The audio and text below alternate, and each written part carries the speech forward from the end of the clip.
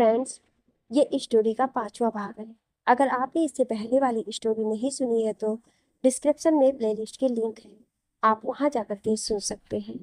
हर रोज story का नया भाग देखने के लिए चैनल को सब्सक्राइब करके बेल आइकन को प्रेस कर लें ताकि नई आने वाली वीडियो की नोटिफिकेशन सबसे पहले आपको मिल सके।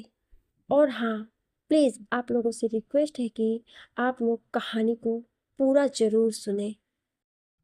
एंगेजमेंट महाजन पैलेस में रखी गई थी, इसलिए आद्या और दक्षा ने वहीं से तैयार होने का सोचा था। और जब दोनों ने वानी को बताया तो उसने भी हल्के से हामी भर दी। शाम का वक्त पूरा पैलेस टिमटिमाती लड़ियों से सजा था। मोगरे और गुलाब की पंखुड़ियां वाकई शानदार लग रही थी। सामने बड़ा सा स्टेज था जहां व्हाइट और लाइट पिंक कलर का मखमली सोफा था और उसके ठीक पीछे सफेद गोले सजे हुए थे जो दूर से देखने पर एकदम हॉट शेप के मालूम पड़ रहे थे। बाहर बगीचे में फोटोशूट के लिए सारी तैयारी थी। वानी के मम्मी पापा साथ में बहुत अच्छे लग रहे थे, तो वहीं रश्मि जी सिंपल सी साड़ी में सादगी की मूरत लग रही थी। इधर त्रिनेश भी सूट बूट में खुद को किसी हीरो से कम नहीं आंक रहा था। पर रौनक त्रिनेश के चलते बिजनेस वाले लुक में नहीं, बल्कि उस रूप में था जिसमें उसकी पहचान महाजन के बीच थी। इधर रूम में आद्या और दक्षा साथ में तैयार हुई थी। दोनों तैयार कम आपस में डिस्कशन ज्यादा कर रही थी। दोनों ने अपने लुक को फाइनल टच दिया और फिर एक दूसरे को देखा। दक्षा ने ब्लू पटियाला के साथ बालों को खुला छोड़ रखा था, वहीं आद्या ने गाजरी कलर की फ्रिल साड़ी पहनी थी। दोनों ने ही अपने लुक को बड़े अच्छे से कैरी किया हुआ था। वाह दक्षा दी, आज आप पंजाबी पटाखा लग रहे हो, कहते हुए उसने जल्दी से अपना फोन निकाला और ढेरों पिक्स क्लिक की। तुम भी, मतलब हम सोचे भी नहीं थे कि तुम साड़ी में इतनी प्यारी लगोगी, दक्षा ने कहा। दोनों नीचे आई तो दक्षा एक और चली गई। वहीं आद्या अपने होठ आपस में दबाए मुआयना करते हुए चली जा रही थी कि अचानक किसी से टकरा गई। ओह सॉरी मान जी, आद्या जल्दी से बोली तो मानस मुस्कुराते हुए बोला, बहुत प्यारी लग रही हो आज, कहते हुए उसने एक लट आद्या के बालों से निकाल दी जो अब चेहरे पर राज करने को राजी थी। तुम भी बहुत अच्छी लग रही हो, आद्या बोली और जल्दी से उसके सेट किए गए बालों को बिगाड़ दिया। फिर उसके कान के पास जाकर तेजी से बोली, रक्ता चुस मानस, और भाग गई। मानस ने बाल सही किया और खुद से बड़बड़ाया, कभी नहीं सुधरेगी, पर जैसी भी हो मेरी आद्या है। मानस ने व्हाइट और ऑरेंज मिक्स शर्ट पहना था जिसमें वो काफी स्मार्ट लग रहा था। वानी खुद से तैयार हुई थी क्योंकि उसे न ज्यादा मेकअप पसंद था, ना ही कोई खास इंटरेस्ट था। पिंक कलर का ब्लाउज, उसके ऊपर फ्लोरल ग्रीन मिक्स लहंगा और पिंक नेट की चुनरी उसे बेहद खूबसूरत बना रही थी। बहुत ही लाइट मेकअप में वो सबसे अलग दिख रही थी। वो अपने ख्यालों में खोई थी कि पीछे से उसको दरवाजा खुलने की आवाज आई। वानी ने देखा आद्या और दशा उसे ही देख रही है तो उसने एक प्यारी सी स्माइल पास की। अरे दीदू, ये स्माइल वीर भाई के लिए बचा के रखो, पक्का आज तो वो गए, आद्या ने कहा तो दचा उसके पास आती हुई बोली, हाय पानी, आज तो तू बवाल लग रही है कसम से। तो तुम दोनों भी कहाँ कम लग रही हो, और मुझे पता है वीर के बाद कोई दो और भी है जिनका बुरा हाल हो जाएगा या हो चुका होगा, नहीं? आद्या तो इधर उधर देखने लगी मगर दक्षा फटाक से बोली, हाय किनका? पगली, अभी अनजान हूँ, वानी दांत चमकाती हुई बोली और फिर आद्या के साथ हंसने लगी। वहीं दशा छोटा सा मुंह लिए कभी वानी को देखती तो कभी आद्या को।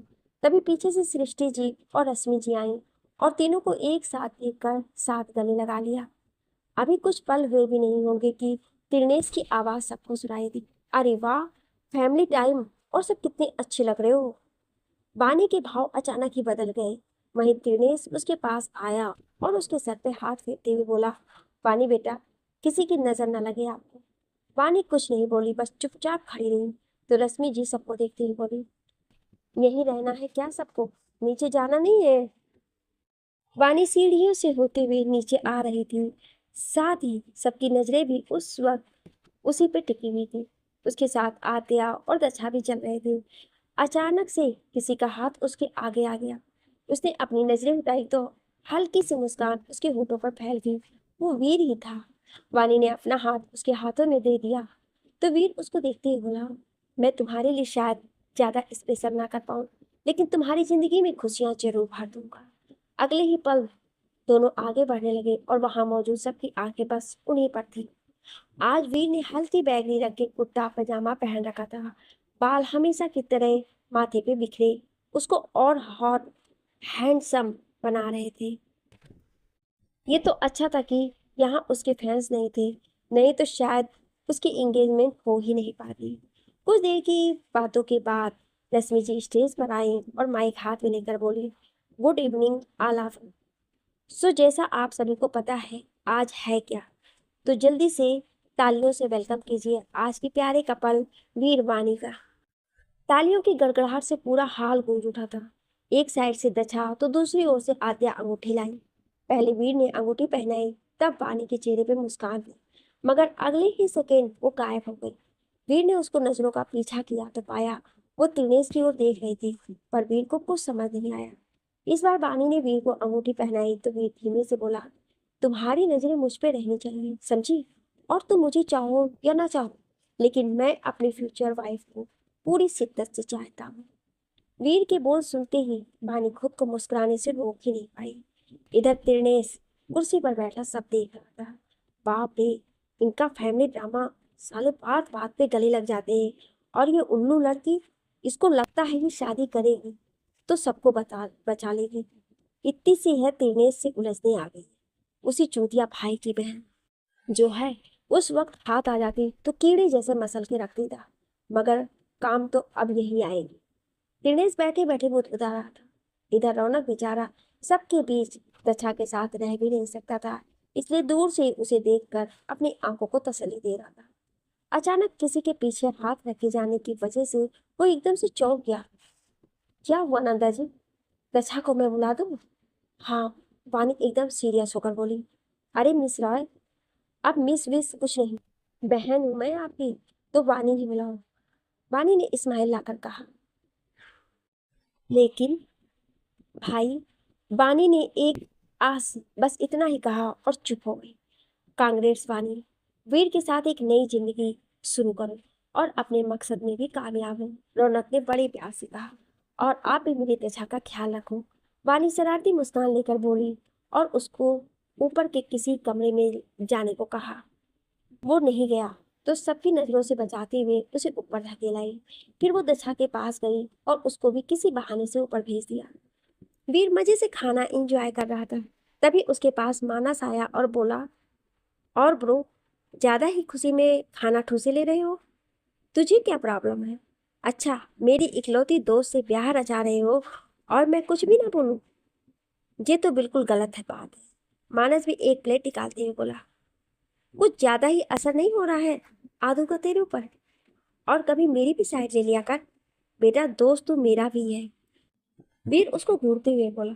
आद्या का नाम सुनते ही मानस ने तुरंत अपनी प्लेट छोड़ दी और फटाक से बोला, तुझे भी पता है क्या? उसकी इस बात पे वीर ने अपने दांत बाहर निकाले और कहा, ब्रो, माँ भी जा चुकी है, तो बोले तो तेरे डैड से बोलो। अरे भाई, तो धीरे बोलना, पहले खुद तो शादी कर। वैसे आद्या को इतना चमक वमक नहीं पसंद, मतलब इतना तो जानता हूँ, वो जब भी हाँ बोलेगी उसको बहुत ही सिंपल तरीका चाहिए होगा शादी के लिए। मानस ने खुद में ही खोए हुए कहा तो वीर उसको हल्की सी टक्कर मारती बोला, आय हाय, छोरा बिगड़ रहा है, देख आ रही है आदू इसी ओर। मैं तो चला अपनी खड़ूस राय के पास और झट से भाग गया। कुछ देर बाद सब स्टेज पे थे बाकी की रस्मों के लिए। तभी तिरनेश सबके बीच आया और बोला, अब बानी बिटिया और वीर की जब सगाई हो गई है तो शादी में हर्ज कैसा? इसलिए वो देखी पंडित जी भी आ गए। कोई कुछ बोलता उससे पहले रश्मि जी बोली, लेकिन तिरनेश इतनी जल्दी क्या है, अभी तो। हे बुढ़िया, चुपचाप खड़ी नहीं रह सकती? मन तो कर रहा है सर दीवार में फोड़ दूं इसका। तिरनेश मन ही मन बोला, फिर मुस्कुराते हुए बोला, अरे भाभी माँ, शुभ कामों में देरी नहीं करते, बल्कि जितना जल्दी हो सके जल्द से जल्द कर लेना चाहिए। पंडित जी, आप निकालिए तारीख, परसों की तारीख शुभ और उसका अगला दिन भी। इन 2 दिनों में शादी करना बड़ा ही नेक माना जाता है, पंडित जी बोले। अब सब खुश तो थे, मगर कुछ समझ नहीं आ रहा था, इतनी जल्दी सब कैसे होगा? मुझे अगर ये ढोंग नहीं करना होता और अगर यहाँ से वापस लंदन ना जाना होता तो सालों को यहीं गाड़ देता। अकल बेच के आए हैं साले सब। तिररेस ने गहरी आह भरी और बोला, अरे क्यों टेंशन करते हो आप सब, मैं हूं ना, सब हो जाएगा। आप लोग बातें करो, जरा मैं पंडित जी को छोड़ाऊं। कुछ सेकंड बाद जब दोनों बाहर आए तो पंडित ललचाई नजरों से बोले, साहब जी, वो माल आगे जा रहे रास्ते में मिल जाएगा, पक्का ना? पंडित जी ने खीसी निपोड़ी। इस बार कुछ बोला तो ठोक दूंगा सीधे। तिरनेस के गुस्से को देख पंडित सीधा भाग गए। तिरनेस ने किसी को कॉल किया और अपनी भारी आवाज में बोला, निकल चुका है वो, ऐसा मारो उसका थोबड़ा पहचानने में ना आए। साला बड़ा माल माल कर रहा था। तिरनेस ने कॉल कट की और सबके बीच आ गया। दोनों की एंगेजमेंट बड़ी ही अच्छे तरीके से हो गई थी और शादी की डेट 2 दिन बाद की थी, जिसमें सारी रस्में होनी थी। वानी ने भी डिसाइड किया कि आज वो ऑफिस हो आएगी, फिर तो उसकी शादी तक का टाइम ही नहीं मिल पाएगा। वानी ऑर्नामेंट्स एम्पायर। वानी रिसेप्शनिस्ट के पास से गुजरी तो रिसेप्शनिस्ट ने उसे मॉर्निंग विश किया। बदले में वानी ने भी हल्की सी मुस्कान के साथ उसका रिप्लाई दिया। ये सपना था क्या? इतना पोलाइट बिहेवियर। रिसेप्शनिस्ट मुंह खोले जाती वहीं वानी को देखती रही। आगे जब वानी अपने एम्प्लॉयज के पास पहुंची तब उसने सबको विश किया, फिर अपने केबिन की ओर गई। आज भी वो सबसे पहले उस तस्वीर के आगे खड़ी हो गई जिसमें उसके मम्मी पापा, दर्श, दचा और वो खुद थी। उसकी दुनिया पहले इन्हीं तक सीमित थी, पर अब उसने कुछ और सोच लिया था। सृष्टि जी प्रवीर जी के साथ वानी के ऑफिस का वीडियो देख रही थी और इसलिए दोनों के चेहरे पर सुकून भरी मुस्कान थी। वीर के साथ शादी का फैसला बहुत सही लिया है वानी ने, और अगर वो ना भी लेती तो मैं खुद जाके उससे इस रिश्ते के लिए कहने वाली थी। सृष्टि जी ने लैपटॉप में नजरें गड़ाए कहा, हाँ, और उसके अंदर बदलाव की वजह भी वीर ही है। लेकिन दक्षा, दर्श के जाने के बाद दक्षा भी अब खुश रहने लगी है। उसको जिंदगी ने एक दूसरा मौका दिया है जिसको वो अच्छे तरीके से लाएगी। देखना आप। सृष्टि जी प्रवीण जी की बात काटते हुए बोली। शाम को दोनों की हल्दी थी, फिर अगले दिन मेहंदी और संगीत, और ये सारी रस्में रायविला में थी। फिर शादी गेस्ट हाउस में। शादी की ऑफिशियल अनाउंसमेंट भी हो गई थी, जिस वजह से मीडिया की सुर्खियों में वीर वानी छाए हुए थे। सभी लोग रायविला में थे, दोनों फैमिलीज की जान पहचान और कुछ परिवार वाले भी शामिल थे। वहाँ की सजावट जितनी सिंपल उतनी ही अट्रैक्टिव थी। पीले पर्दे से सजा हुआ सोफा और उसके इर्द गिर्द सूरजमुखी के फूल वाइफ्स को खुशनुमा बना रहे थे। हल्दी थी तो सबका ड्रेस कोड भी येलो ही होना था, पर पानी ने dark pink long frock carry की थी, साथ में बालों को एक साइड करके कर्ल करा था। वहीं वीर ने सफेद कुर्ता पजामा जिसकी स्लीव्स को उसने फोल्ड करा।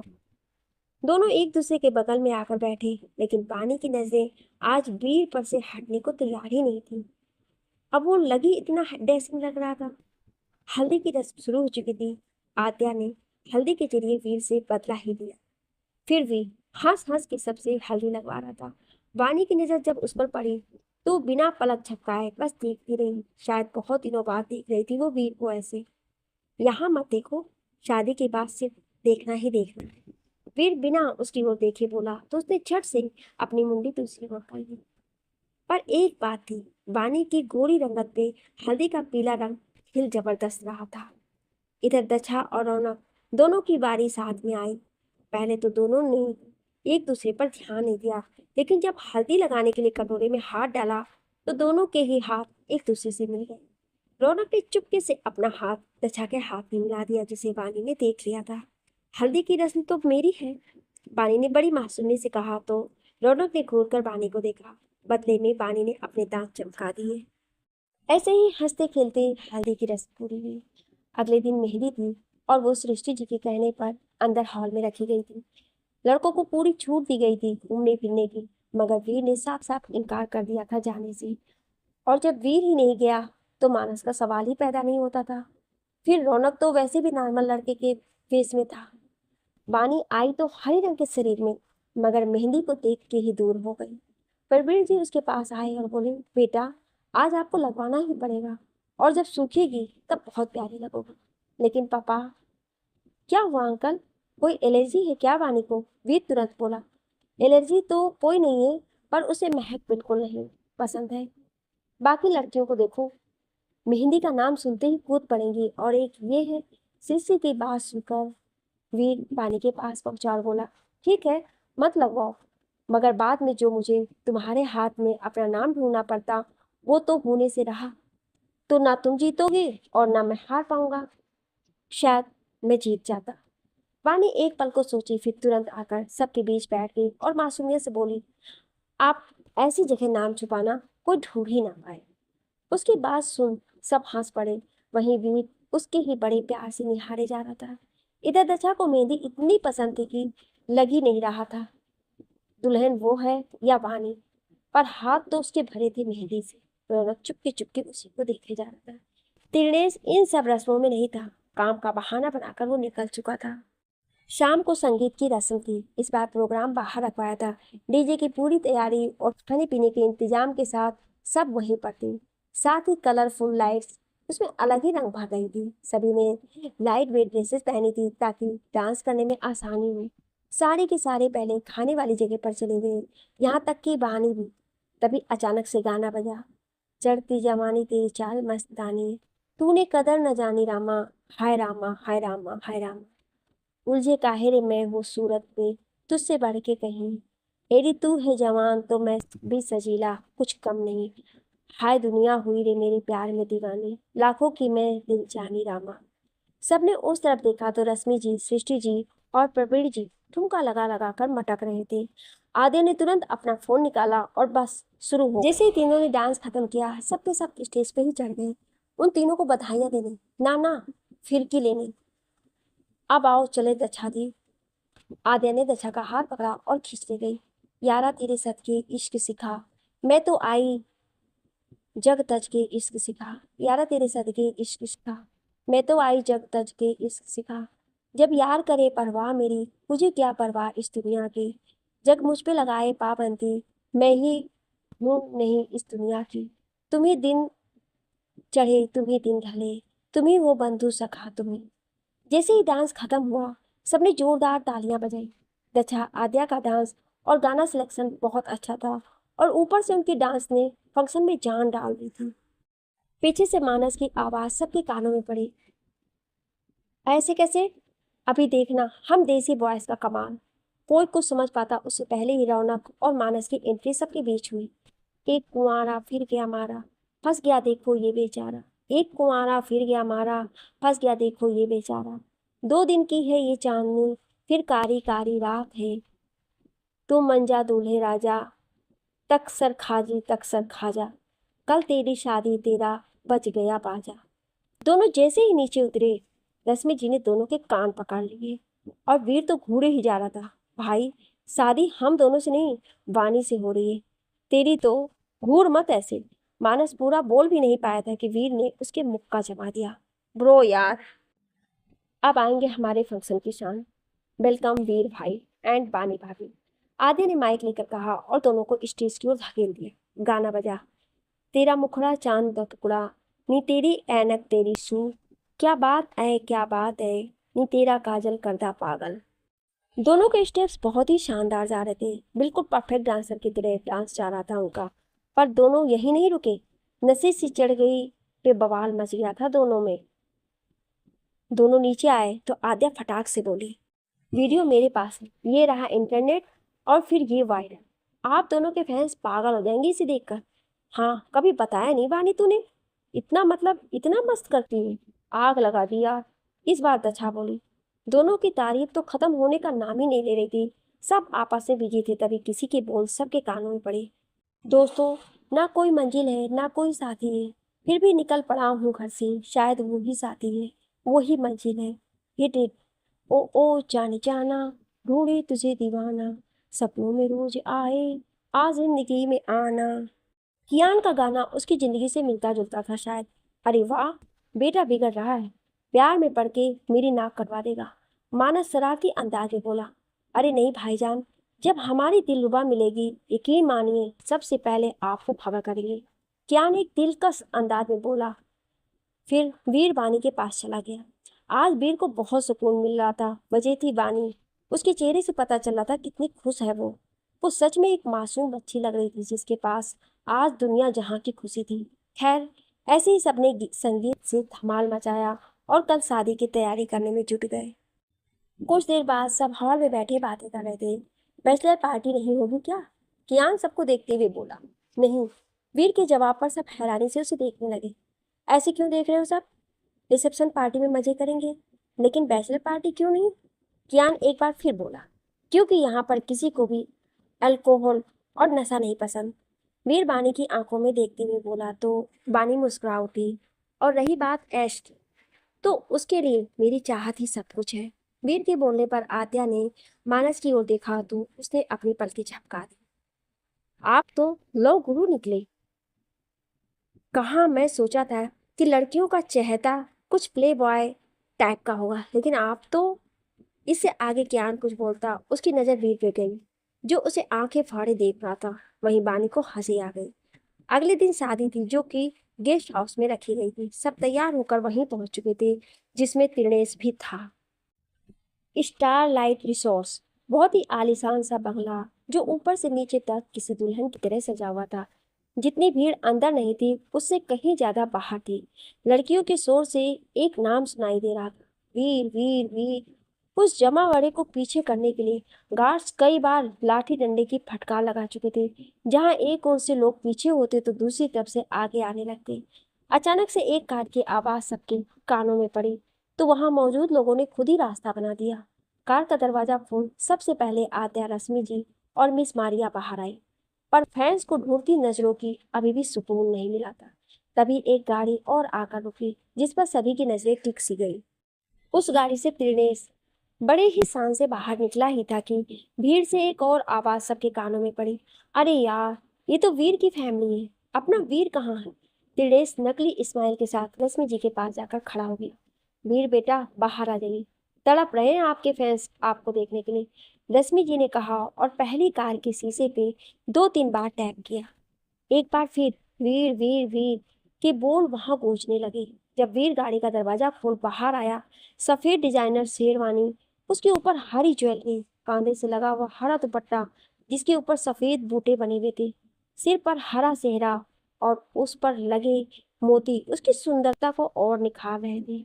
अब तो गार्ड्स का भी भीड़ पर से कंट्रोल होता जा रहा था। ऐसा होता देख वीर तुरंत उनके पास आया और अपना एक हाथ हवा में उठा के बोला, देखिए, मैं सबकी कंडीशन को बहुत अच्छे से समझता हूँ। तो मेरे प्यारे प्यारे फैंस अभी मेरे पे ही सारा प्यार लुटा दोगे क्या? मेरी मिसेस का वेलकम कौन करेगा फिर? हाँ, बानी राय में कुछ तो खास होगा ना, जो आपने उन्हें इससे आगे भीड़ में से कोई बोलता वीर ने मुस्कुराते हुए जवाब दिया। कुछ खास नहीं, वो सबसे अलग है, जिसने खुद के दम पर इतना कुछ किया, फिर भी घमंड में खुद को झुकने नहीं दिया। लाखों एम्बिशियस लोग उनको अपना एम्पिरियंसन मानते हैं।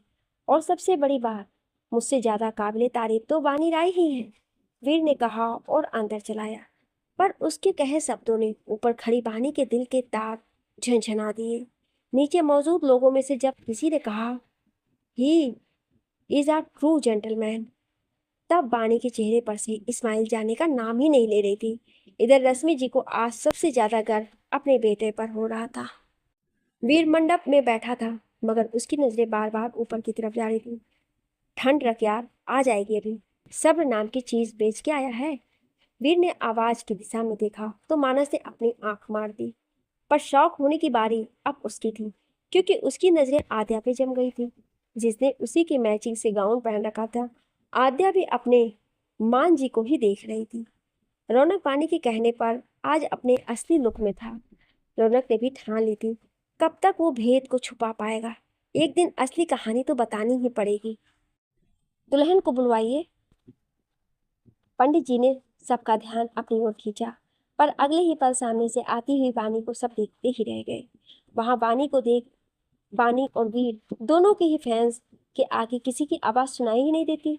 वानी ने सफेद कढ़ाईदार लहंगा, उससे मिलती हुई ज्वेलरी, हाथों में लाल भरी हुई चूड़ियां, कमर पे लाल गोटे वाली पतली सी कमरबंद, बालों का जूड़ा और उस पर से डाली हुई हरी चुनरी। दुल्हन वाले मेकअप के बजाय उसका हल्का सा मेकअप कई गुना उसे खूबसूरती से भर रहा था। वीर तो अपनी पलक ही झपकाना भूल गया था। पहली बार जो ऐसे देख रहा था। पर वीर ही नहीं, शायद हर कोई उसे ऐसे ही देख रहा था। इससे पहले सबने उसे वासी स्टाइल या फिर फॉर्मल कपड़ों में ही देखा था। बानी सृष्टि जी और पूर्वी जी के साथ आई और वीर के बगल में आके बैठ गई। अगले सेकंड कड़क बैंड बाजे की आवाज ने सबका ध्यान अपनी ओर खींचा। पूरे हॉल जो लोगों की चकचक से भरा था, अब वहां ढोल नगाड़े ही बजते सुनाई दे रहे थे। और जोर से बजाओ, अरे हमारे बानी मैम और वीर भैया की शादी है, बजाओ रे। कियान नाचते गाते आगे आया तो वहां भीड़ में से लोग भी नाचने लगे।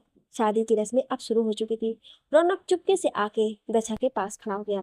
दशा ने अनारकली सूट पहना था जो रौनक में कहर बरपाने के लिए काफी था। हालांकि दशा ने उसकी तरफ ध्यान ही नहीं दिया, क्योंकि वो रौनक को उड़ान एसोसिएशन में काम करने वाले के तौर पर जानती थी। बिजनेस वाले लुक में वो एक बार आया तो था, पर उसके सामने से नहीं। कुछ देर बाद दोनों ने बड़ों के पैर छुए और इसी के साथ दोनों कभी ना छूटने वाले बंधन में बंध गए। इधर त्रिनेश किसी तरह बाहर आकर शराब और सिगार फूके जा रहा था। उसे हमेशा की तरह इस वक्त भी किसी से कोई मतलब नहीं था। विदाई की रस्म होने के बाद वीर बानी को अपने साथ फैंस के बीच लाया और उनके साथ ढेरों पिक्स क्लिक करवाई। फैंस के मन में भी बानी को लेकर अब जो गिले शिकवे थे वो सब दूर हो चुके थे। महाजन पैलेस। रश्मि और आद्या ने वानी का वेलकम बड़े ही अच्छे और रस्मों के साथ किया। सबने कुछ देर तक साथ बातें की, फिर वानी को ऊपर वीर के कमरे में भेज दिया। वानी कमरे में आई तो वीर अभी वहां नहीं था। उसने अपना सोफे पे रखा बैग उठाया और अलमारी की ओर बढ़ गई, पर कुछ सोचकर वापस बैग सोफे पर रख दिया। अपने लिए कॉम्फी कपड़े निकाल वो बाथरूम में चली गई। वानी ने चेंज करके लोअर और ढीला सा टॉप डाल लिया था। वो बस निकलने ही वाली थी कि एकदम से दरवाजा खुल गया। वानी ने सामने देखा तो वीर खड़ा था, वो भी सिर्फ टॉवेल में। वो वापस से पीछे मुड़ गई। उसे इस वक्त कुछ समझ ही नहीं आ रहा था। वहीं वीर चुपचाप खड़ा उसकी हरकतों को नोटिस कर रहा था।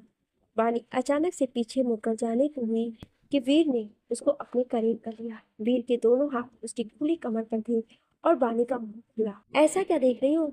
तुम हक जताओ ना जताओ, मैं तो जता ही सकता हूँ। ऊपर से अंगूठी वाली रस्म तो मैं ही जीता था। वीर ने धीमे से उसके कान के पास जाकर कहा। वानी ने तुरंत अपना डब्बा बंद किया और मासूमियत से बोली, तो इसका मतलब ये थोड़ी ना कि तुम जो चाहो वो कर सकते हो। मिस नाना, मिसेस खड़ूस राय, तुम्हारे भोलेपन में मैं नहीं आने वाला। तो वीर उसके पीछे दरवाजे से लगता जा रहा था और वानी के कदम खुद ब खुद पीछे हो रहे थे। तो वानी पीछे होते हुए बोली, तो बाहर जाओ, चेंज तो कर लूँ मैं। रात को क्या टॉवेल में ही सोऊंगा? वैसे आइडिया बुरा तो नहीं है, तुम कहो तो चले बेड पर। वीर ने वानी को खींचने के आगे हाथ बढ़ाया ही था कि वो झट से भाग गई। वानी बाहर आई और खुद से बड़बड़ाते हुए बोली कि उसके सामने हो क्या जाता है। सोचा था कभी किसी से इतना लगाव नहीं होगा, पर वीर के जितना पास रहूं उतना ही सुकून दिल को पहुंचता है। माना कि उसने मुझे खुद से प्यार करना सिखाया। उसी की वजह से मुझे रश्मि जी, आदू और भी लाखों लोगों का प्यार मिला। तो क्या मैं सिर्फ उसके लिए ग्रेटफुल हूँ, या वही जो मैं बोलना नहीं चाहती? बानी खुद में उलझी थी, तभी उसे अपने कंधे पे किसी का हाथ महसूस हुआ। इतना मत सोचा करो, और आप मेरे रहते तो बिल्कुल भी नहीं। कहा था ना मैंने, वक्त के साथ साथ तुम्हें सब समझ आ जाए। वीर बानी की आंखों में देखते हुए बोला। वो सोफे में बैठने को हुआ कि उसकी नजर पानी के बैग पे गई। तुमने कबर्ड में क्यों नहीं रखे अपने कपड़े? क्योंकि उसमें तुम्हारे कुछ खास लोगों की तस्वीरें हैं, वानी ने सीधा जवाब दिया। वीर चुपके से करीब आके खड़ा हो गया, जिस तरफ वानी की भीड़ थी। अच्छा, तो किन लोगों की तस्वीर है उसमें, और किसने कह दिया तुमसे? मुझे भी तो बता दो। वीर ने धीमी आवाज में कहा। वो जब मैं तुम्हारे कमरे में आई थी तब आदू ने। वानी घबराहट में बोल भी नहीं पाई थी कि वीर ने उसे झटके से अपनी ओर खींच लिया और उसकी कॉलर को छूते हुए बोला, मेरी खड़ूस राय, इतनी जल्दी भरोसा भी कर लिया तुमने उसके ऊपर? हाँ? लेकिन एक बात तो मीडिया वालों को पता चलनी चाहिए, जिस वानी राय से कोई उलझने की हिम्मत नहीं करता, वो मुझसे घबरा रही। अमेजिंग ना? ऐसा कुछ भी नहीं। फालतू की बकवास मत करो। पानी उसकी पकड़ से छूटने को हुई तो वीर उसे कबर्ड के पास लाया और मुस्कुराते हुए बोला, खुद खोल कर देखो। वानी ने वीर की आंखों में देखा, जिसमें इस वक्त बेशुमार प्यार था। उसने हल्के से अलमारी खोली तो उसे आंखें हैरानी से पड़ी हो गई। पूरी अलमारी में सिर्फ उसी की तस्वीरें थी। उसके इंटरव्यू से लेकर जब वो लॉन्ग ड्राइव पर थी, उड़ान एसोसिएशन में जब वानी पहली बार चीफ गेस्ट बनकर गई थी, वीर जब बहाना बना के उसे साइलेंट वैली ले गया था, उसके बाद जब दोनों फैमिली के साथ पिकनिक मनाने गए थे, यहाँ तक कि हॉस्पिटल की भी उसकी सोती हुई कुछ पिक्स थी। और अब शादी की तो उसकी अनगिनत फोटोज थी। वानी को कुछ भी समझ नहीं आ रहा था वो क्या रिएक्शन दे। वीर ने उसे ऐसे देखा तो कस के गले लगा लिया और बोला, अब तुम कभी सैड बैड नहीं होगी, समझी? हाँ, बानी के भराए गले से सिर्फ यही निकला। वैसे तुमने क्या सोचा था, किसकी होगी? वीर उसका सर सहलाते गया। बानी कुछ देर खामोश रही, फिर हिचकिचाते हुए बोली, मुझे लगा तुम्हारे फैंस की है तो। हाँ, बानी राय को जैसी भी होती है। नहीं, मुझे क्यों होगी, वो भी तुम्हारे फैंस है। वो तो रही है, झूठ तो बोल ही मत। बानी कुछ नहीं बोली तो वीर उससे अलग हुआ और सराहती अंदाज से बोला, ऐसे ही गले नहीं लगे रहना है, सोने के टाइम भी हो गया है।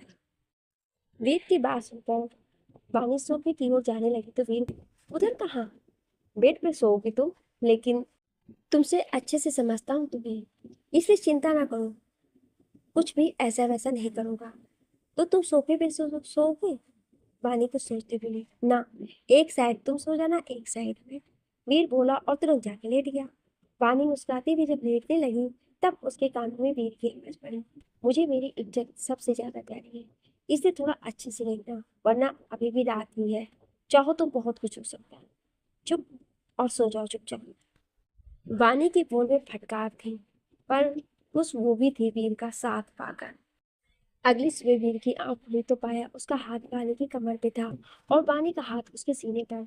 दोनों सोए तो एक दूसरे को ये कहकर थे कि एक एक कोने पे आराम से सोएंगे, मगर खुद की ऐसी देखकर वीर के होठों पे स्माइल फैल गई। उसने बानी के चेहरे को देखा जो इस वक्त मासूमियत से भरा हुआ था। वीर ने धीरे से उसके माथे पे किस किया, फिर उसका सर सहलाते हुए उसके चेहरे पर अपनी उंगलियां फिराई और बाथरूम में चला गया। कुछ देर बाद बानी की जब आंख खुली तब वो बिस्तर पे अकेली थी। उसने आसपास देखा पर वीर उसे कहीं नहीं दिखा। सही बोल रही थी आदू, बड़ी जल्दी उठ जाता है ये तो। एक मिनट, एक मिनट, मैं उसके बारे में क्यों सोच रही हूँ सुबह सुबह? बानी अपना सिर खुंदाते हुए बोली और बाथरूम में घुस गई। बानी शीशे के सामने खड़ी अपने बाल सही कर रही थी कि उसकी नजर उसके ठीक पीछे खड़े वीर पर गई। वो बिना पलक झपकाए उसे ही देखे जा रहा था। बानी जब उसकी ओर मुड़ी तो वो उसे ऊपर से नीचे तक बार बार देख रही थी। वीर ने जब उसकी हरकत देखी तो उसके माथे को हल्की सी टक्कर लगाते हुए कहा, ऐसे क्या देख रही हो? फिर उसे एक साइड हटाते हुए बोला, हटो जरा, अब मैं भी देख लूं कैसा लग रहा हूँ। वीर ने ब्लू पैंट को व्हाइट शर्ट के साथ पहन और शर्ट की स्लीव्स कोहनी तक फूल दी। हाथों में ब्रांडेड वॉच, पर बाल आज भी माथे पर बिखरे। उसने एक नजर बानी पर डाली जिसने ब्लू एम्ब्रॉयडर्ड नेट की साड़ी पहनी हुई थी। बानी उसमें लगी इतनी कमाल रही थी, कोई भी बस देखता ही रह जाए। ऊपर से उसकी मासूमियत, उफ, जानलेवा। मेरी चीटिंग भी कर ली तुमने? मैंने ब्लू पहना तो तुमने भी ब्लू? वीर बिना उसकी तरफ देखे बोला, मगर बानी अपनी आंखें छोटी की उसे ही घूर रही थी। अपना एटीट्यूड अपने फैंस को दिखाना समझे, हटो, अभी मैं तैयार हो रही हूँ। बानी ने भी एक टक्कर वीर को दी। हाँ, अपने पति को कोई ऐसे धक्का देता है क्या? वीर खुद को कंट्रोल करते हुए बोला, किस बात का कंट्रोल? आगे बढ़ी। हाँ, बानी राय ऐसी ही, जो किसी से भी डरती नहीं। तो अब तुम्हारी बकवास हो गई हो, निकल लो कमरे से चुपचाप।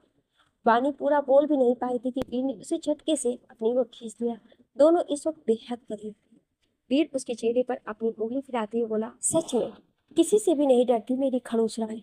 और जब इतना बोलोगी मैं खुद पे काबू कैसे रख पाऊंगा? तुम खुद ही समझा दो। हमेशा की तरह बानी की बोलती बंद हो चुकी थी। तुम कोई भी बात सीधी तरीके से क्यों नहीं करती? बानी बोली ही थी कि वीर ने उसके होठों पर अपनी उंगली रख दी। चुप रहो, तैयार तैयार बोल रही थी, लेकिन एक चीज बानी राय तो भूल ही गई। बानी ने खुद को देखा, सब कुछ तो सही था, साड़ी भी अच्छे से थी, सिंदूर मंगलसूत्र भी था, फिर क्या कमी थी? वीर ने उसको ऐसे देखा तो पास के ड्रेसिंग टेबल से एक छोटी सी ब्लू बिंदी उसके माथे पे लगा दी। अब खुद को देखो शीशे में। वीर ठीक उसके पीछे था और उसके दोनों हाथ बानी की कमर पर थे। वीर के कहने पर वानी ने अपनी नजरें सामने उठाई तो ना चाहते हुए भी उसके चेहरे पर एक मुस्कान ने अपनी जगह बना के ली। दोनों साथ में नीचे आए तो डाइनिंग टेबल पर बैठे रश्मि जी की नजर पहले उन दोनों पर पड़ी। आते ने जब अपनी माँ को ऐसे देखा तो किसानों से पूछा। उसकी नजर अभी सीढ़ियों पर नहीं पड़ी। रश्मि जी ने अपनी भवें उचकाकर उसको देखने का इशारा किया। आते ने जब उधर देखा तब उसके मुंह से अनायास ही बोल फूट पड़े। वाओ, क्या लग रहे हो दोनों। They both are twinning. इधर त्रिनेश ने जब देखा तो बड़े ही अच्छे भाव लेकर बोला, भाभी माँ, आज इन दोनों की रिसेप्शन पार्टी होगी तो मैं क्या बोल रहा।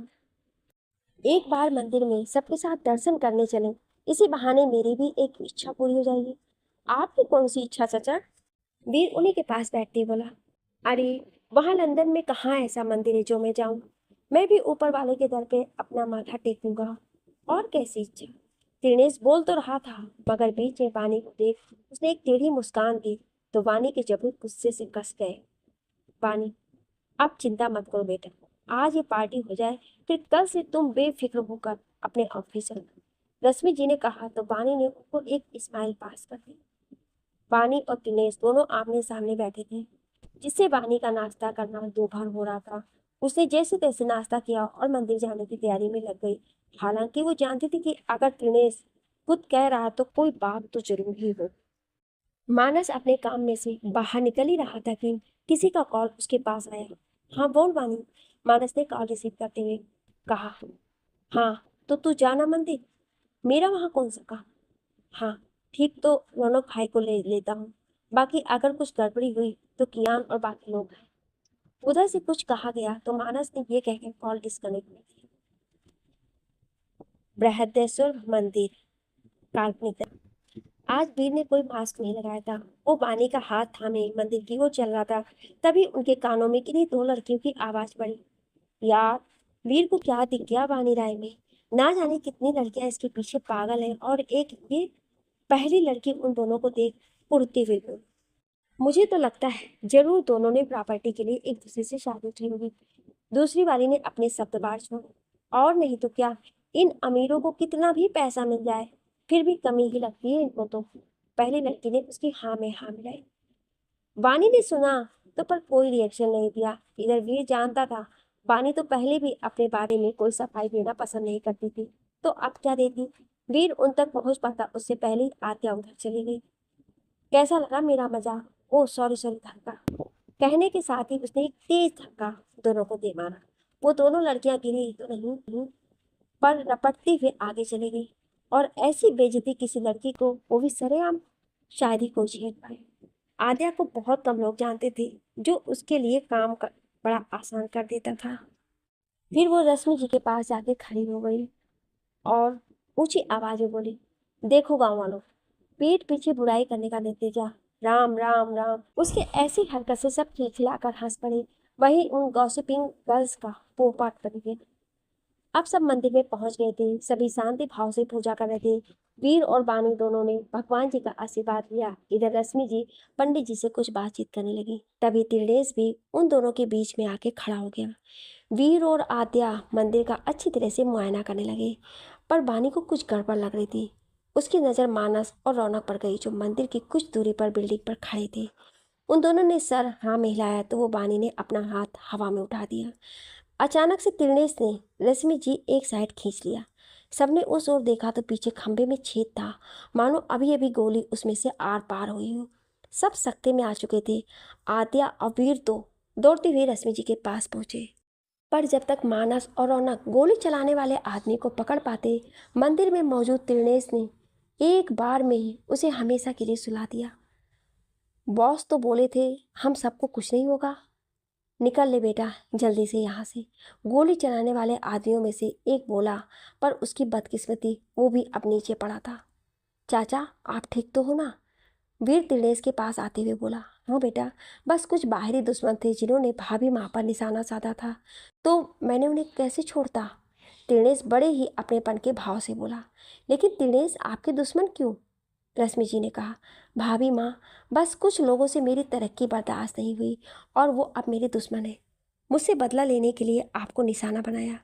त्रिनेश ने बड़ी आसानी से सबको अपनी बातों में उलझा लिया, जिसे सुनकर सभी ने एक राहत की सांस ली और घर पहुंचने की तैयारी करने लगे। बानी गाड़ी में बैठी अपनी ही सोच में गुम थी। करना क्या चाहता है ये त्रिनेश, कुछ नहीं समझ आ रहा है। पहले मम्मी पर गोली चलाई, फिर खुद ही बचाया। गुंडे भी इसके खुद के थे, फिर उनको भी नहीं छोड़ा। इसकी बेरहमी तो मैं 1000 बार देख चुकी हूँ, लेकिन ये करना क्या चाह रहा है? वानी को कुछ भी समझ नहीं आ रहा था और वीर उसके ये हाव भाव बखूबी नोटिस कर रहा था। ये तो लौंडे भी मिले हुए हैं इसके साथ, साले चिपक जाते हैं हर जगह। मेरे आदमियों को पकड़ने चले थे, फिर भूल गए त्रिनेश की इकलौती जिंदगी में अपना शब्द है ही नहीं। त्रिनेश अपनी कार में विजयी मुस्कान लेकर बड़बड़ा रहा था।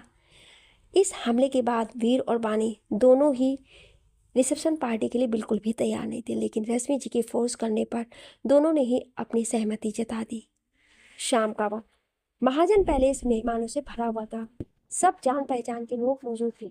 रश्मि जी सबका वेलकम करने में जुटी थी। दिनेश अपने गुस्से को साधे मेहमानों से बातचीत कर रहा था, पर रह रहकर उसकी नजर मानस और रौनक पे जा रही थी, जो एक कोने पे साथ में खड़े थे। वो दोनों भी अपनी तिरछी नजरों से त्रिनेश को ही घूरे जा रही थी। कहीं ना कहीं त्रिनेश शायद जब सब जान चुका था, इसलिए चाह कर भी वो दोनों को कुछ नहीं कर पा रहे थे। एकदम से पूरे हाल में अंधेरा छा गया और एक डिम स्पॉटलाइट सामने स्टेज पर पड़ी। एकदम से पूरे हाल में अंधेरा छा गया और एक डिम स्पॉटलाइट सामने स्टेज पर पड़ी। मैं तन्हाई से बातें करती हूँ, तुझे कहने से फिर क्यों डरती हूँ?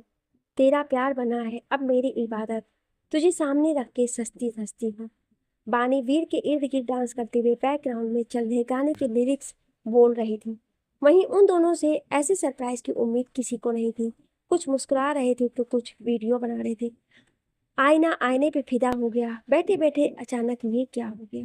वीर ने अचानक वानी को हाथ पकड़ उसे उसकी कमर से पकड़ लिया और कान के पास जाकर धीमे से बोला, सच में क्या? वैसे इतना भी क्या डरना कि अपना इजहार ही ना कर पाऊं? कहते हुए वीर ने वानी को घुमाकर अपने सीने से लगाया और गुनगुनाते हुए बोलने लगा, बैठे बैठे अचानक ये क्या हो गया? बैठे बैठे अचानक ये क्या हो गया? बैठे बैठे अचानक ये क्या हो गया? मेरे सीने से दिल लापता हो गया। मेरे सीने से दिल लापता हो गया। बैठे बैठे अचानक ये क्या हो गया? पानी के गाल गुलाबी हो गए थे। उसने वीर से ये कभी एक्सेप्ट नहीं किया था। इस वक्त उसका गुलाबी चेहरा एक प्यारी सी मुस्कान लिए अपना नूर बिखेर रहा था। दोनों ने एक दूसरे का हाथ थामा और कदम से कदम मिलाते हुए हर किसी से बेखबर एक दूसरे की आंखों में होने लगे। जिस्म की नहीं ये रूह की बात है, कितना पाकीज़ा तेरा मेरा साथ है। पल दो पल तो नहीं एक दूजे के हम, 7 जन्मों का तेरा मेरा साथ है। इसको भी इसकी की मर्ज लग चुकी है, मगर कुछ भी बोल, इसे बर्बाद करने में मजा बहुत आएगा। इस दोनों को देख अपने मन में ख्याली पुलाव पका रहा था कि उसकी नजर रौनक पे जाके टिक गई, जो ना जाने कब से दशा को देखे जा रहा था।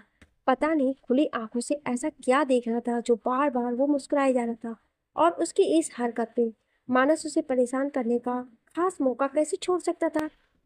एक दूजे के बिन हम न जी पाएंगे, घर बिछड़ जाएंगे, हम तो मर जाएंगे। दो दिलों में यही फैसला हो गया, दो दिलों में यही फैसला हो गया। बैठे बैठे अचानक ये क्या हो गया? आ रौनक नंदा की माशुका, और मजा आ गया।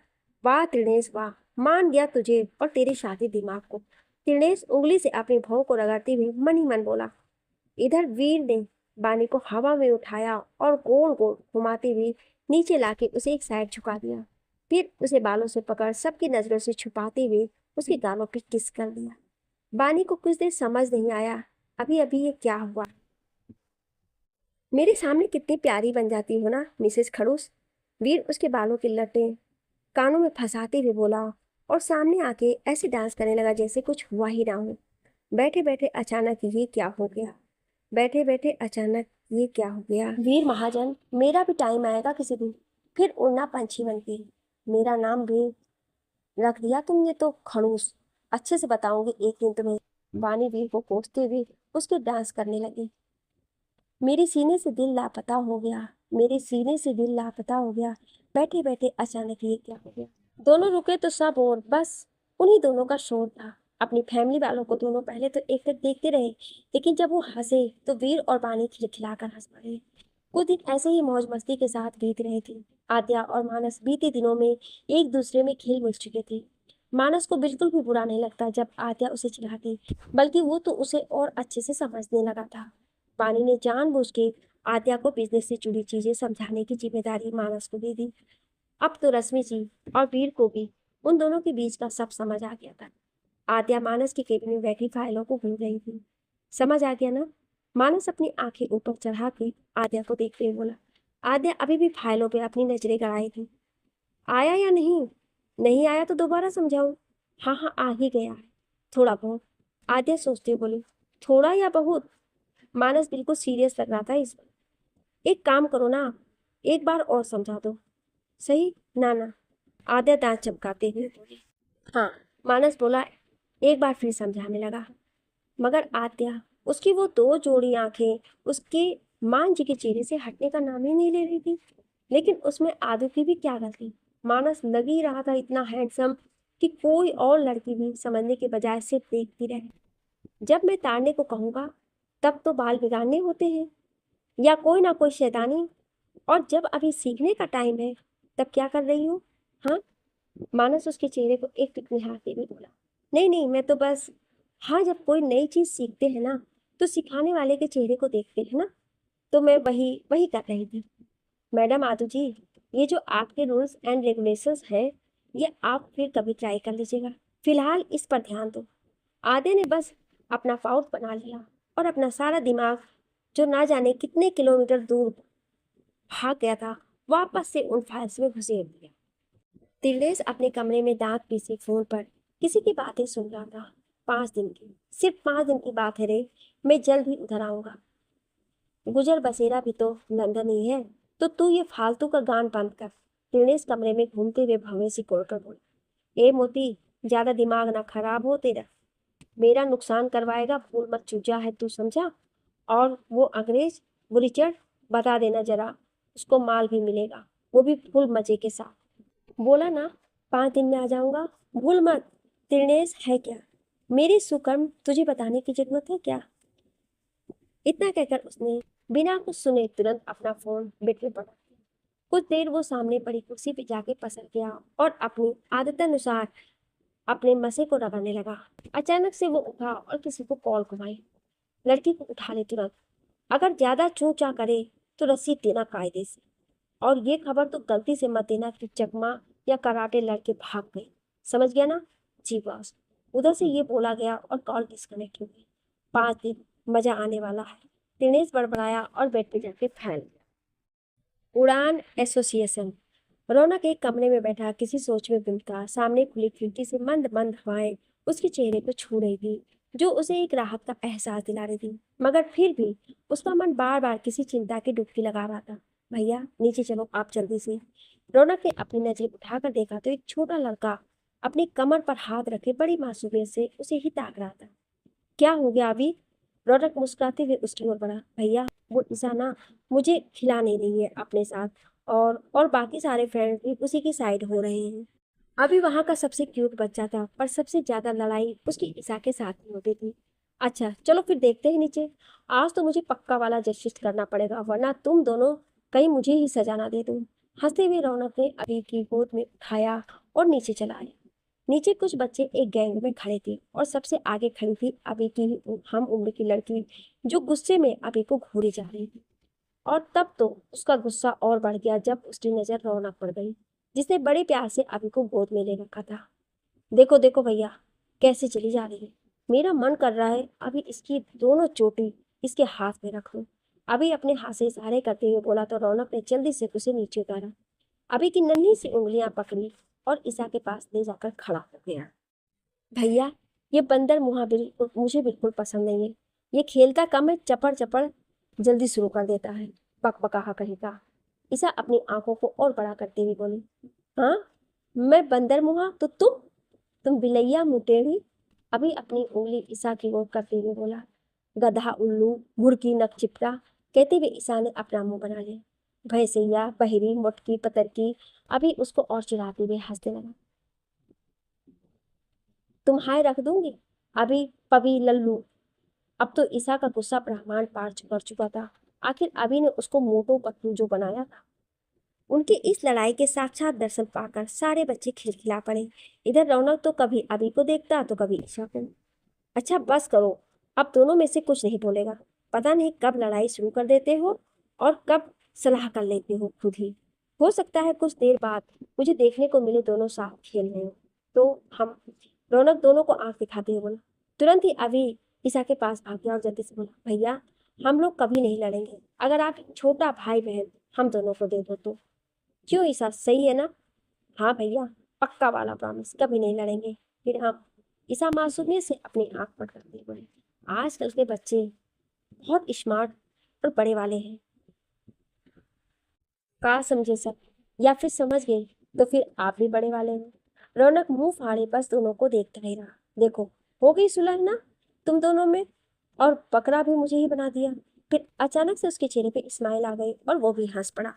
आद्या गार्डन में बैठी मजे से मीम्स स्कोर कर रही थी और खूब हंसी जा रही थी। बीच में गाना बज पड़ा। वाह बेटा वाह, मौज कर दी। बड़े हैवी ड्राइवर निकले तुम तो बड़े हैवी ड्राइवर हो भाई। ड्राइविंग करनी आती भी है या बस ऐसे ही गाना सुन लो? आद्या ने तुरंत अपने बगल में देखा तो मानस मुस्कुराता हुआ उसे देख रहा था। नहीं, सबसे ज्यादा ज्ञान और स्किल्स आपके ही पास है, मेरा क्या है, मैं तो ऐसे ही हूँ। कहते हुए आद्या ने अपना मुंह फेर लिया। तुम गुस्सा भी होती हो? मानस भोलूराम बन के बोला। पर इससे पहले आत्या कुछ बोलती, जवाब भी खुद को मानस नहीं दे रहा। नहीं, गुस्सा भी आपको आता है, मेरा क्या है, मैं तो ऐसे ही। और फिर खुद ही हंसने लगा। अब आद्या को चिढ़न होने लगी। उसने गुस्से में मानस का हाथ पकड़ा और उसी की आंखों में देखते हुए बोली, नहीं आता तो क्या हुआ, आप सिखा देना ना। और इसकी इस अदा पे मानस एक बार फिर पिघल गया। उसने आद्या के सिर पे हाथ रखा और सहलाते हुए उसे अपने कंधे से टिका दिया। आदू भी खामोश सी उस लम्हे को महसूस करने लगी। कुछ देर बाद मानस चुप्पी तोड़ते हुए बोला, मैंने पापा से बात की है। तो क्या बोले वो 1-2 दिन में आ रहे हैं किसी को मिस से मिसेज बनाने। लेकिन इतनी जल्दी? मम्मी और भाई को तो मैंने बताया ही नहीं। तो जान जाएंगे, वीर मना भी करेगा ना अगर, तो उसके मुक्का जमा के अपनी दुल्हन लेके भगा जाऊंगा। मानस अपना सीना तान के बोला, मान जी इधर देखो आप जरा। हाँ मेरी तरफ इधर। दुल्हन कोई मामूली नहीं है, अच्छे अच्छों के अपने आदू पादू तरीके से फेल कर देती हूँ, समझे क्या? हाँ हाँ, लेकिन मुझे हैंडल करना आता है, वो भी बहुत अच्छे से। मानस उसके गाल खींचते हुए बोला, लेकिन आद्या की बोलती अब बंद हो चुकी थी। 3 दिन ऐसे ही बीत गए। बीते दिनों में सब कुछ बढ़िया चल रहा था। वानी जान रही थी कि उसे अपनी की आदत लग रही है। न सिर्फ वीर की बल्कि महाजन फैमिली उसकी जान बन चुकी थी। सुबह ऑफिस जाने से पहले और शाम को ऑफिस के बाद ही दोनों एक दूसरे से मिल पाते थे। शाम को वानी को हर हालत में वीर चाहिए ही होता था। वो कुछ बोलती नहीं थी, ना ही अपने एहसास बयां कर पाती थी, मगर हाँ, उसकी आंखों में सुकून साफ दिख जाता था। वीर भी जानता था इतनी जल्दी जो अपनी फीलिंग्स बताते वो बानी राय ही कहाँ। अब तो रोज का ही था। वीर हमेशा उससे पहले उठता और सोती हुई बानी को जी भर के निहा लेता, जो उसके सीने में सिर छुपा के सोती थी। पर मजे तो ये थी कि अभी तक बानी को उस बात की कोई भनक ही नहीं। उस दिन संडे था। बानी का फोन बज रहा था। वीर वहीं सोफे पे बैठा कोई बुक पढ़ रहा था। उसने 1-2 बार बानी को आवाज भी दी, पर कोई फायदा नहीं हुआ। कुछ सोचकर उसने कॉल रिसीव करी। और लड़की, देख रहा हूँ तुझे बड़ी खुश रह रही है ना आजकल, इसलिए नहीं बोला था रे मैंने तू मेरे भतीजे से ब्याह कर। वीर उस आवाज की झटके में पहचान गया। अपने कान से फोन हटाकर कम से कम 2-3 बार स्क्रीन को देखा। शायद आज असलियत भी उसके सामने ही तैयार थी। आज कुछ बोली नहीं, जबान तो तेरी बंद नहीं रहती। वैसे सही भी है, पता है क्या, तेरी खामोशी बड़ा सुकून देती है इस दिलनेस को। इधर वीर चुपचाप किसी कहानी की तरह सब कुछ सुन रहा था, लेकिन अपने चाचा पर शक करना, सीधे शब्दों में कहा जाए तो सब कुछ उसके लिए पहेली बन चुकी थी। अरे मेन बात तो सुन, अपनी दोस्त से बात करी क्या तूने? तेरी जिगरी यार दच्छा, वही रौनक नंदा जिसके चक्कर में है। कैसी बात करेगी? 3 दिन से यहाँ तो सूखी पड़ी है, पर उसकी बातें मेरे को बड़ी पसंद आई। अगर ढूंढना चाहती है तो ये नंबर ट्रैक कर। वीर को उसके और सवालों का जवाब मिलता उससे पहले ही कॉल कट हो चुका था। अब उसके दिमाग में सिर्फ यही 4 नाम चल रहे थे, वानी, रौनक नंदा, दच्छा और उसके चाचा, जिनकी वो तारीफें करते नहीं थकता था। वीर नीचे आया तो पानी रश्मि जी और आदू के साथ बैठी बातें कर रही थी। पानी, रौनक नंदा को तुम कैसे जानती हो? अगर जानती हो तो मुझे ले चलो उसके पास। पानी ने गौर किया। वीर के चेहरे पर कोई भाव नहीं था, पर उसकी आंखें पूरी लाल थी, जिस वजह से बानी तो क्या, रश्मि जी और आदू भी सहम गए थे। क्यों, क्या हुआ? बानी तो पूरा बोल भी नहीं पाई थी। सिर्फ हाँ या ना, वीर ने तेज आवाज से कहा। इस पर बानी ने सर हाँ में हिला दिया। वीर ने बानी का हाथ पकड़ा और कार में ले जाकर के बैठा दिया। गाड़ी अब उड़ान एसोसिएशन के सामने खड़ी थी। वीर ने हैरानी से बानी की ओर देखा तो उसने अपने पलके झपका दी और बोली, रौनक ही रौनक नंदा है। वीर कार का दरवाजा खोल अंदर को दौड़ा। उसे इस वक्त सबसे ज्यादा गुस्सा बानी और रौनक पर ही आ रहा था। बानी भी जल्दी से उतरी और वीर के पीछे गई। सबसे ज्यादा तो वो ही कंफ्यूज थी। पर जब वो अंदर पहुंची तो उसकी आंखें बड़ी हो गई। क्यों तोड़ा ट्रस्ट तुमने रौनक? सामने से बताते तो इतना बुरा नहीं लगता। वीर, जिसने अब तक रौनक की कॉलर पकड़ रखी थी, उसे छोड़ अब एक पंच रौनक के मुंह पर चढ़ दिया। अब देखते हैं वीर क्या करता है अपने चाचा के साथ। जानने के लिए सुनिए अगले भाग में। क्या आप अगला भाग सुनना चाहते हैं तो कमेंट में यस जरूर लिखिएगा। Thank you.